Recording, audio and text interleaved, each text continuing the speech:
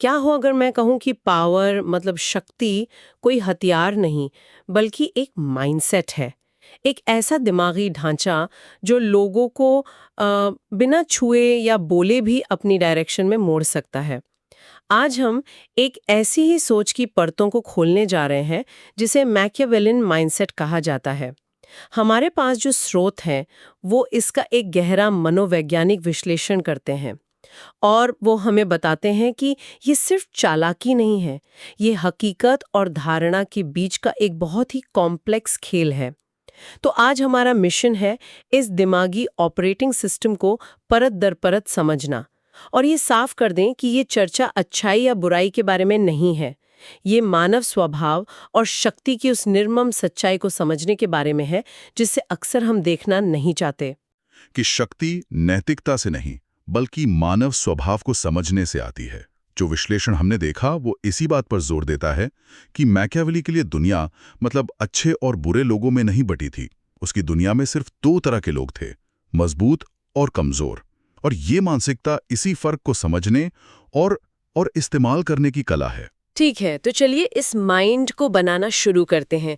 इसकी नींव, इसका पहला कदम क्या है? हमारे विश्लेषण के मुताबिक ये है परसेप्शन मैनेजमेंट, यानी धारणा का प्रबंधन। इसमें एक बड़ी दिलचस्प बात कही गई है कि शक्ति दिखाने की नहीं बल्कि महसूस करवाने की चीज है।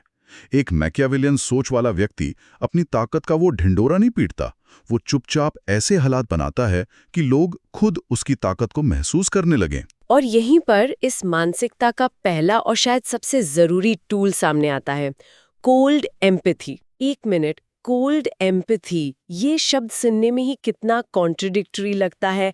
एम्पैथी मतलब सहानुभूति तो गर्मजोशी से जोड़ी है, ये ठंडी कैसे हो सकती है? ये तो आग और पानी को एक साथ रखने जैसा है ना? यही तो इस सोच का कमाल है। देखिए, हमारे स्रोत बताते हैं कि सामान्य सहानुभूति का मतलब है किसी के दर्द को महसूस करना और उसके साथ दुखी होना। लेकिन कोल्ड एम्पैथी का मतलब है किसी के दर्द को समझना लेकिन उसे महसूस किए बिना।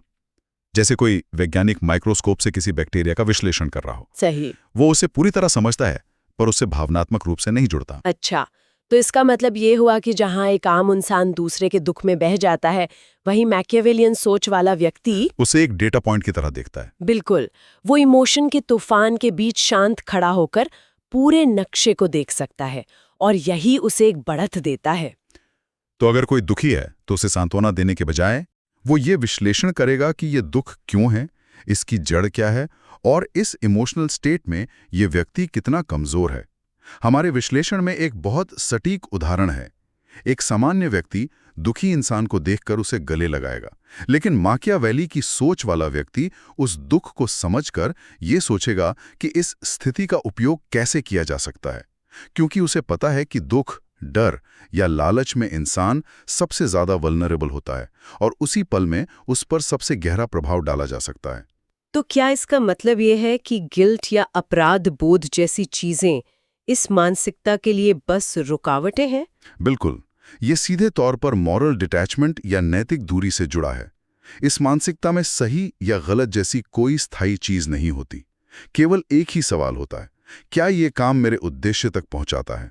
यह सोच व्यक्ति को अपराध बोध यानी गिल्ट के बोझ से एक तरह से आजाद कर देती है। उसकी नजर में हर कदम सिर्फ एक चाल है। ठीक है, तो नींव तैयार है, भावनाओं से पूरी तरह दूरी। लेकिन दुनिया में प्रभाव डालने के लिए तो लोगों से जुड़ना पड़ता है।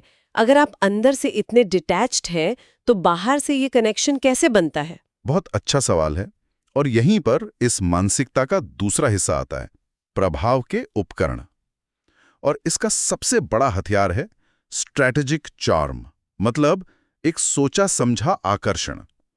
ये असली नहीं होता, इसे बनाया जाता है। किताब का एक मुख्य तर्क ये है कि इसका पहला नियम है ईमानदार और सच्चा दिखना, भले ही आप असल में ना हो। ये तो इमेज इंजीनियरिंग जैसा लगता है, मतलब अपनी एक खास पब्लिक इमेज बनाना। एग्जैक्टली, आपने बिल्कुल सही शब्द इस्तेमाल किया। ये इमेज इंजीनियरिंग ही है, यानी अपनी छवि को जानबूझकर गढ़ने की कला। हमारे स्रोत इसके दो मुख्य नियम बताते हैं। पहला है कंसिस्टेंसी, यानी एकरूपता, सार्वजनिक रूप से एक स्थिर व्यक्तित्व बनाए रखना, एक शांत चेहरा, धीमी मुस्कान, संतुलित और नपातुला स्वर। ये सब मिलकर एक ऐसी छवि बनाते हैं कि यह व्यक्ति स्थिर और भरोसेमंद है। लोग उस पर भरोसा करने लगते हैं जो हमेशा एक जैसा व्यवहार करता है। ठीक है, तो कंसिस्टेंसी से भरोसा बनता है, लेकिन मैंने कहीं पढ़ा है कि जो इंसान पूरी तरह प्रेडिक्टेबल हो, जिसका अगला कदम पता हो, वो भी तो कमजोर होता है। तो क्या ये माइंडसेट इस चीज से बचने के लिए भी कुछ करता है? बिल्कुल। और यहीं से दूसरा और शायद ज्यादा पावरफुल नियम आता है, रहस्य यानी मिस्ट्री। स्रोत इस बात पर जोर देते हैं कि अपनी छवि को कभी भी पूरी तरह साफ नहीं रखना चाहिए।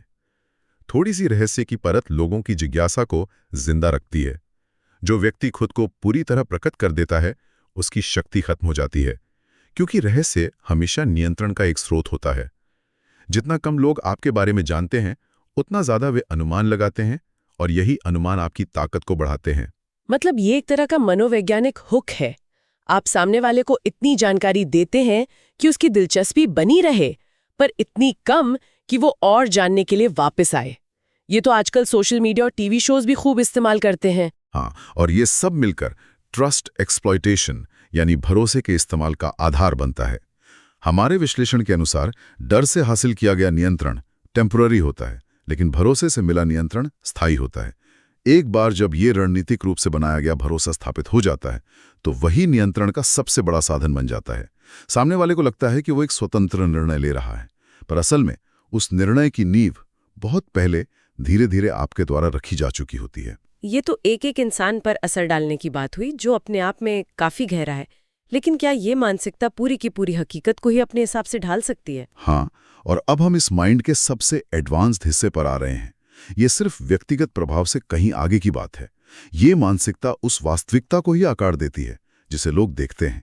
इसे कहते हैं सिचुएशनल फ्रेमिंग। मतलब सच क्या है ये जरूरी नहीं, जरूरी ये है कि सच की कहानी कौन सुना रहा है। बिल्कुल। हमारे स्रोत समझाते हैं कि सच्चाई का प्रभाव इस बात पर निर्भर नहीं करता कि वो क्या है, बल्कि इस पर कि उसे कैसे प्रस्तुत किया गया है। जो व्यक्ति ये तय करता है कि किसी घटना का कौन सा अर्थ प्रचलित होगा, नियंत्रण उसी के हाथ में होता है। सोचिए, एक टीम प्रोजेक्ट फेल हो गया।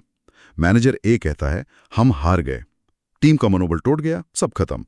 मैनेजर बी, जो मैकियावेलियन सोच रखता है, वो कहता है इस प्रोजेक्ट ने हमें वो 5 जरूरी बातें सिखाई हैं जो अगला प्रोजेक्ट 100% सफल बनाएंगी।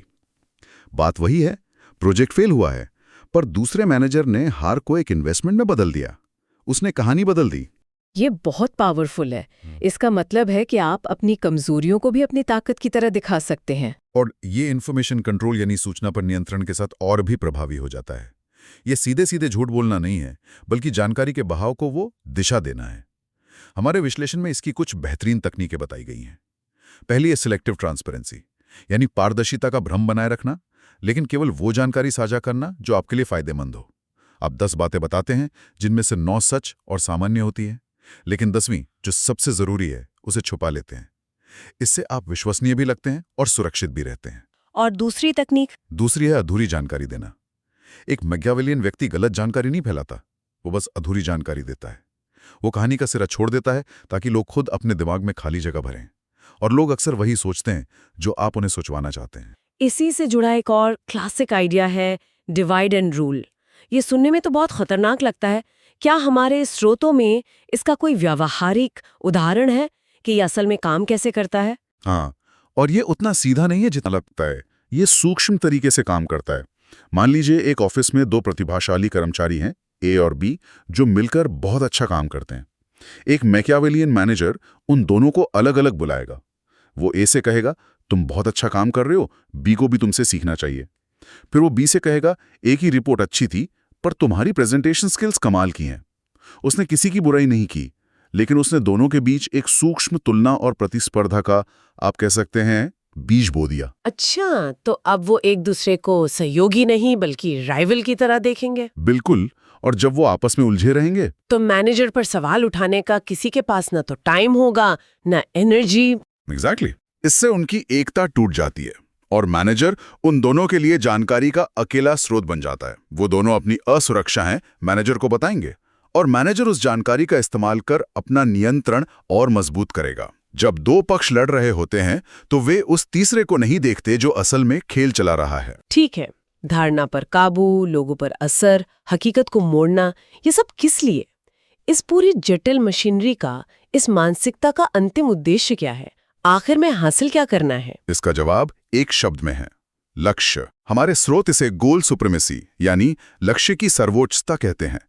इसका अर्थ है कि उद्देश्य हर चीज से ऊपर है, रिश्ते, भावनाएं, नैतिकता, सब कुछ। एक मैकियावेलियन व्यक्ति खुद को अपने लक्ष्य का एक उपकरण मानने लगता है। उसका मन एकदम साफ और सटीक रहता है क्योंकि उसे सिर्फ मंजिल दिखती है। जब बाकी लोग असफलता से डरते हैं या नैतिक दुविधा में फंसते हैं, तो वो उसे मंजिल तक पहुंचने के रास्ते का एक जरूरी हिस्सा मानता है। लेकिन इतने बड़े लक्ष्य के लिए तो बड़े रिस्क भी लेने पड़ते होंगे।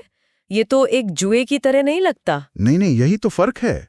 ये कोई अंधा दांव नहीं होता। हमारे स्रोत और इसे कहते हैं कैलकुलेटेड रिस्क। इस मानसिकता के लिए जोखिम एक जुआ नहीं बल्कि एक अवसर है जिसे पूरी तरह से परखा जाता है। आवेग में कोई निर्णय नहीं लिया जाता। ये शतरंज की बिसात है। हर कदम के पीछे एक स्पष्ट उद्देश्य और एक बैकअप योजना होती है। अगर योजना ए विफल हो गई तो योजना बी और सी क्या होगी ये पहले से तय होता है। निर्णय इस आधार पर नहीं लिए जाते कि मुझे क्या महसूस हो रहा है, बल्कि इस आधार पर कि किससे क्या नतीजा मिलेगा। तो अगर हम इसे संक्षेप में देखें तो मैकियावेलियन मानसिकता एक जटिल मनोवैज्ञानिक ढांचा है जो भावनात्मक दूरी, धारणा पर पूर्ण नियंत्रण और अपने लक्ष्य के लिए किसी भी हद तक जाने के जज्बे पर आधारित है। ये अच्छाई या बुराई से परे शक्ति और मानव स्वभाव के समीकरण को समझने की एक प्रणाली है। हाँ, और ये हमें एक बहुत महत्वपूर्ण सवाल पर लाके छोड़ता है। जिन स्रोतों का हमने अध्ययन किया, उनके अंतिम अध्याय रेजिस्टेंस ब्लूप्रिंट में इस तरह के प्रभाव से बचने के तरीके भी बताए गए हैं।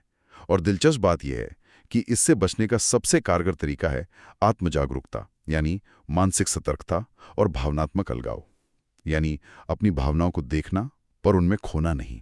एक मिनट, ये तो वही तकनीकें हैं जिनका इस्तेमाल मैकियावेलियन व्यक्ति दूसरों पर करता है। बिल्कुल। और यहीं पर अंतिम और सबसे विचारोत्तेजक प्रश्न उठता है। अगर इन रणनीतियों को समझना शक्ति हासिल करने की कुंजी है, तो क्या इन्हीं रणनीतियों को समझना ही इनसे मुक्त होने की भी कुंजी है? बिल्कुल। शायद असली शक्ति इन चालों का इस्तेमाल करने में नहीं, बल्कि उन्हें पहचानने में है और फिर ये चुनने में कि उन पर प्रतिक्रिया कैसे दी जाए। मतलब असली मजबूती खेल का हिस्सा बनने में नहीं, बल्कि खेल के पार देखने में हो।